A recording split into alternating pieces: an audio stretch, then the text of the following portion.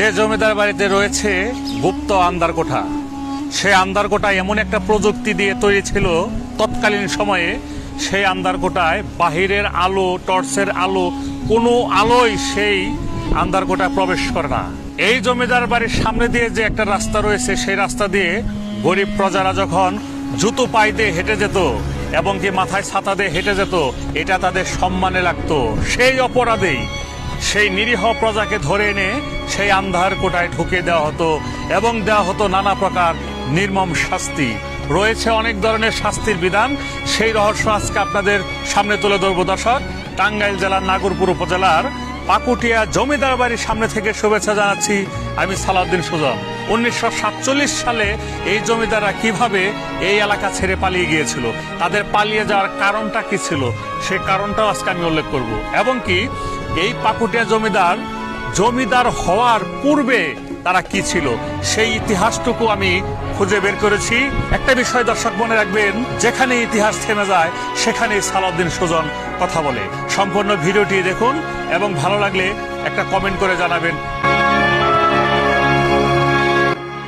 এই যে জমিদার বাড়িটা দেখতে পাচ্ছেন, এটা হচ্ছে ছোট তরফ এবং এটাই হচ্ছে সাতানি জমিদার বাড়ি। শুরুতেই বলেছি পাকুটিয়া জমিদার বাড়ি 3 তরফে বিভক্ত। এটা সাতানি জমিদার বাড়ি ছোট তরফ, মাঝখানে রয়েছে 5 আনি জমিদার বাড়ি মধ্য তরফ, তার পশ্চিম পাশে রয়েছে 4 আনি জমিদার বাড়ি একদম বড় তরফ। এখন 7 আনি ছোট তরফ আপনাদেরকে সম্পূর্ণ দেখাবো ভিতরে বাহিরে, তারপরে যাব মধ্য তরফে। সাথেই থাকুন। ইংরেজ আমলের শেষ দিকে এবং পাকিস্তান আমলের দীর্ঘ সময় পর্যন্ত তৎকালীন ব্রিটিশ রাজধানী কলকাতার সাথে যাত্রীবাহী স্টিমার সার্ভিস বাংলাদেশের সাথে চালু ছিল। এক পর্যায়ে নাগরপুরের সাথে কলকাতার একটি বাণিজ্যিক এবং সাংস্কৃতিক সম্পর্ক গড়ে উঠেছিল সেই তৎকালীন সময়ে।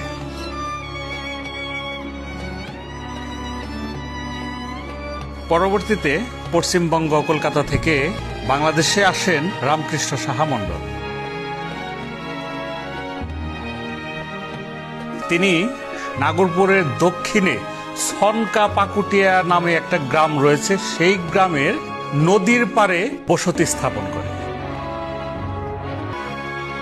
বন্ধুরা চলুন বাকি ইতিহাসটুকু এই এলাকারই প্রবীণ একজন ব্যক্তি রয়েছে, তার কাছ থেকেই আমরা জেনে আসি।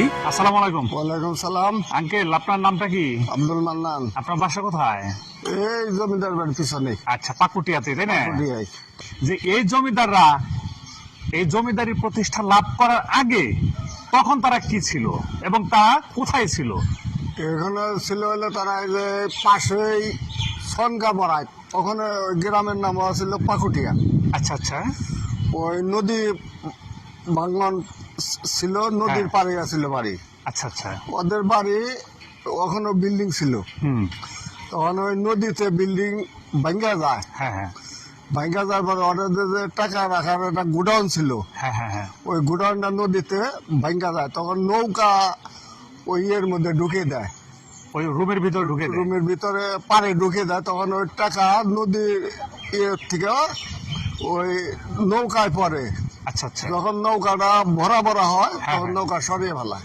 আচ্ছা আচ্ছা। তারপরে যে টাকা পয়সা ছিল সেগুলো নদীতেই চলে যায়। তাদের আচার আচরণ কেমন ছিল, তাদের রীতিটা কেমন ছিল, এটা একটু বলবেন প্লিজ। এটা ছিল যখন ওরা মানে টাকা পয়সা নিয়ে আসে, এখানে ওদের কোনো জায়গা ছিল না। এটা আন্ডারে ছিল যে পুকুরিয়ার যে জমিদার, হ্যাঁ হ্যাঁ। ওরা হলো করুটিয়ার জমিদার, 22 পরগনার খাজনা তুলতো ওখান থেকে। পুকুরিয়ারা মানে এজেন্ট আনছিল, তখন ওদের কাছে দিকে যায় ওরা স্থান চাইলো, বলে আমাদের নদী ভেঙে গেছে সমস্ত, আমাদের এখানে জায়গা দিতে হবো। তখন পাকুটিয়া এখানে উঁচু জায়গা ছিল, এখানে খালি, এই জায়গাটা আপাতত একটা স্থায়ী করে দিল। আচ্ছা আচ্ছা। তখন তাঁবুটা নিয়ে ওরা থাকতো এখানে, না? এখানে। প্রিয় দর্শক, আপনারা শুনুন লোমহর্ষক বিবরণ এই পাকুটিয়া জমিদার বাড়ি। এই জমিদাররা তখন জমিদারি প্রথা শুরু করার আগে তারা এখানে তাঁবু টাঙিয়ে এই পাকুটিয়া গ্রামেই রাতের পর রাত, দিনের পর দিন তারা অতিবাহিত করেছে। বর্তমান যে অট্টালিকা রয়েছে এই অট্টালিকার দক্ষিণ পাশে এবং কি উত্তর পাশে দুটি পুকুর খনন করে, সেই খননের মাটি এই ভিটে মাটি বানিয়ে এখানেই ঊনবিংশ শতাব্দীতে তৈরি করা হয় আজকের এই 3 তরফের জমিদার বাড়ি।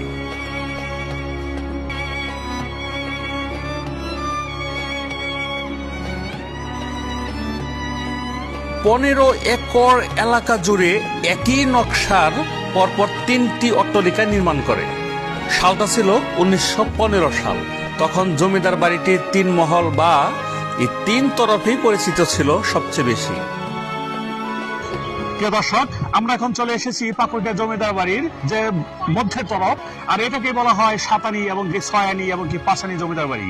এই জমিদার বাড়ির আমরা ছাদে অবস্থিত, আর আমার পাশে যে ব্যক্তিকে দেখতে পাচ্ছেন এই ব্যক্তির নাম হচ্ছে মোহাম্মদ আব্দুল মান্নান এবং কি ডাকনাম হচ্ছে মুন্নাফ। তো এই আঙ্কেল এই পাকুড়িয়া গ্রামের স্থানীয়, আর ইনার কাছ থেকে আমরা জানবো এই পাকুড়িয়া জমিদারদের বর্বরতা ছিল নাকি সহযোগিতামূলক ছিল এবং কি ছিল তাদের বিচারালয়, এবং এই পাকুড়িয়া জমিদার বাড়িতে যে রয়েছে আন্দারকোটা, সেই আন্দারকোটাকে ঘিরে রয়েছে নানা ধরনের লোককাহিনী এবং কি নানা রকমের ইতিহাস। সেই ইতিহাসটুকু আপনাদের কাছে তুলে ধরার জন্য এই আঙ্কেলের কাছ থেকে আমরা বিষয়টি একটু জেনে নিব। তো আঙ্কেল, এই পাকুড়িয়া জমিদার বাড়ির যে আমি অনেক কিছু শুনেছি, লোকমুখে শুনেছি যে আন্দারকোটা রয়েছে, সেই আন্দারকোটায় নাকি বাহিরে কোনো আলো প্রবেশ করে না এবং কি লাইটের আলো ওখানে প্রবেশ করে না। আবার একটু আগে বেনজির পীর সাহেব তিনি বলল যে ওই আন্দারকোটায় অনেক গুপ্তধন রয়েছে। তো এই আন্দারকোটা আসলে কি, এই বিষয়টা আপনার কাছ থেকে আমি জানতে চাই আঙ্কেল। আন্দারকোটার মধ্যে মানুষের ওখানে যে তাগর নিয়ম ভঙ্গ করলে হ্যাঁ হ্যাঁ তাদেরকে আইনে ওখানে আটকে রাখতো, আটকে রেখে সাজা দিত, সাজা দেওয়ার পরে হ্যাঁ হ্যাঁ তারপরে তাকে ওই ঈদ দিয়া পরে ছেড়ে দিত। পরে ছেড়ে দিত।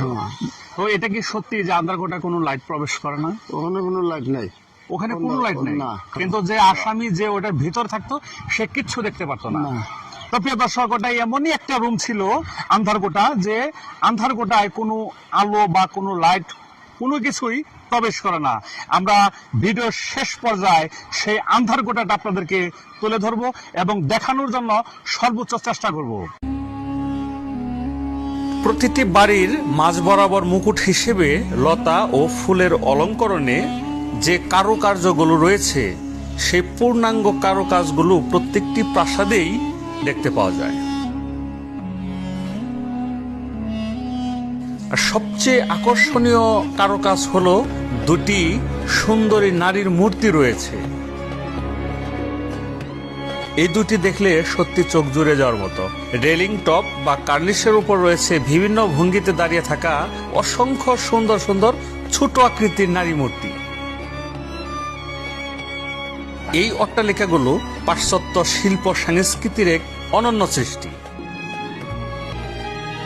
যার লতাপাতার চমৎকার কারুকাজগুলো একদম মুগ্ধ করার মতো। এছাড়া পূজা মণ্ডপের শিল্পিত কারুকাজ শত বছর এখনো পর্যটককে মুগ্ধ করে।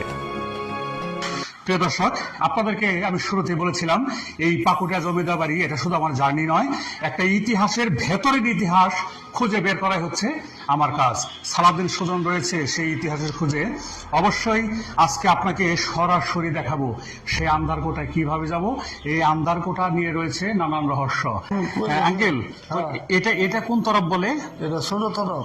এই জমিদার বাড়ির যদি এখন বর্তমানে যে আন্দারকোটাটা রয়েছে সেটা আমরা আন্দারকোটার কাছাকাছি আমরা যেতে পারবো, আর সব দুইটা তো বন্ধ করে দেওয়া হয়েছে, সিলগালা করে দেওয়া হয়েছে, তাই না? তো এই আন্দারকোটাটা কোন দিকে যেতে হবে আমাদেরকে একটু নিয়ে চলুন। না, সিলগালা তো করে না, এটা কলেজের আন্ডারে। এখানে আবার কলেজের থেকে সাইডে হলে ডাক্তারখানা আছে, আচ্ছা আচ্ছা, আবার একটা এনজিও আছে, জি, জি, নিচতলা পাড়া। জি। এই মাঝখানের নিচের কোটা হইলো আন্দারকোটা। আন্দারকোটা। তো আঙ্কেল তাহলে চলুন আমরা এই দিক দিয়ে যাবো। হ্যাঁ আচ্ছা, ঠিক আছে, লাইভ চলবো।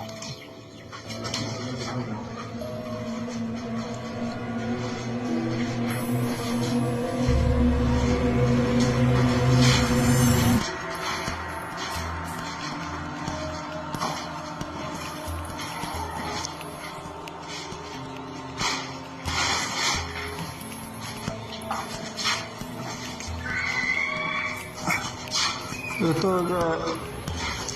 উপরের থেকে যে হ্যাঁ। মাঝখানে আসছি এই নিচতলায় নিচে হলো তালা এই নিচতলায় হলো অন্ধকার। আচ্ছা চলেন।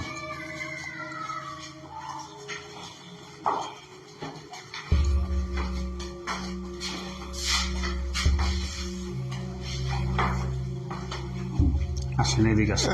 এই যে রুমটা, হ্যাঁ এই যে রুমটা হলো এখনো বর্তমানে আটকানো আছে। এই যে এটাই তো না? এটা হলো অন্ধকার, এটা হলো বর্তমানে আটকানো।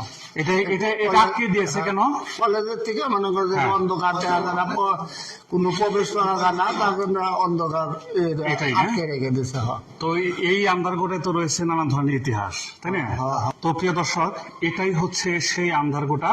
এই আন্দারকোটা, এই রহস্য, এই আন্দারকোটাটা এতটাই অন্ধকার, তো আপনাদেরকে শুরু থেকে এই পর্যন্ত আপনাদেরকে এরপরে আর যাওয়া যাবে না। এটা এতটাই অন্ধকার আপনাদেরকে স্বচক্ষে এবং বাস্তবে দেখালাম।